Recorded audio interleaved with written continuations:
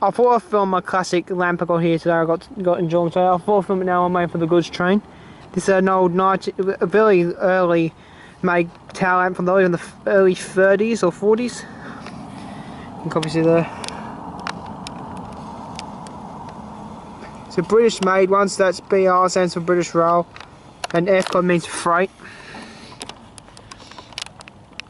So original lamp. The only thing missing is was the burner, what has the wick in it. I'm going to see and get one day to convert back to kerosene operated. But it's got the big visor on the end, on the front. Then these little visors on this end, and one on this end. Probably tells you the kerosene lamp's on. And on the back it has the mounting thing. On the front of steam trains, on diesel locomotives and carriages, they would have had, I think, went into there to hold it. I think they still have it, the mounting back today on most old-fashioned rolling stock they have today, like insets probably. This was made in England. It probably was shipped here to Australia to be used on our trains, probably in the early 40s, 50s.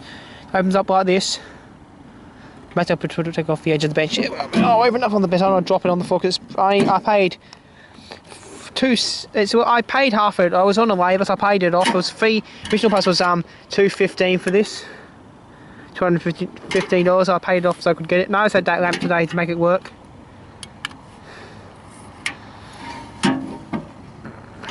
Lights up the lamp. Right here is your original not petrol tank, kerosene tank. Right there hole, they would have had a burner thing coming out. I've bought a new kerosene lamp, just one of the remakes. The thing would fit on there, but didn't fit. It was disappointing. They had the chimney high under there for the smoke, but I'm not going to open it because it's a bit finicky to get closed again. Right here.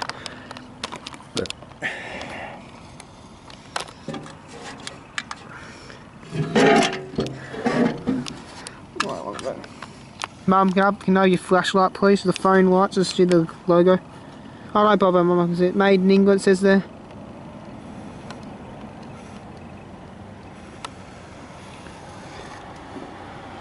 Oh, wait, no, I'm going to show you again. So this would have been mounted on the back of trains in the late 40s, 30s, 40s, 50s, 60s and 70s. I believe in the 1980s they brought out the new flashing type, but these weren't discontinued till I think early 2000s. These were retired. And this is the kerosene. It would be better with kerosene. I just missed that part.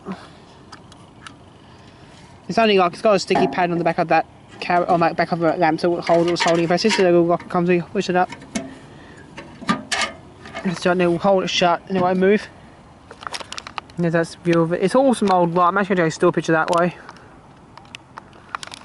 And they don't use it anymore here. They're all in the museums up. I'm going to probably restore this lamp, get it looking good again because the paint is peeling off of it. I'm not going to paint the whole thing though. I'll probably just paint up where the rust marks are. But it's a thing if I'm going to do it or not, though. I might just leave it as it is. But I know some railway paints they have on script motors uses lead paint. I'm not sure this is one of them or not. But I'll open that thing up and I'll get it closed after the video. I'm going to open it all the way though because it took me ages to get it shut against. This is inside this area. This is a thing. And it locks into place. But this is a really old lantern from the 50s, 40s, 30s and 20s probably. On the Thomas, the tank engine show, they have a similar lamp to this on the front of Thomas. I've seen it on the 248. Like I think they had one that's on the front of the loco. If it does, I'll put a picture in the video with a circle around the lamps I'll show you. But that's the old lens. This is an awesome made in England British Rail lantern. That's it.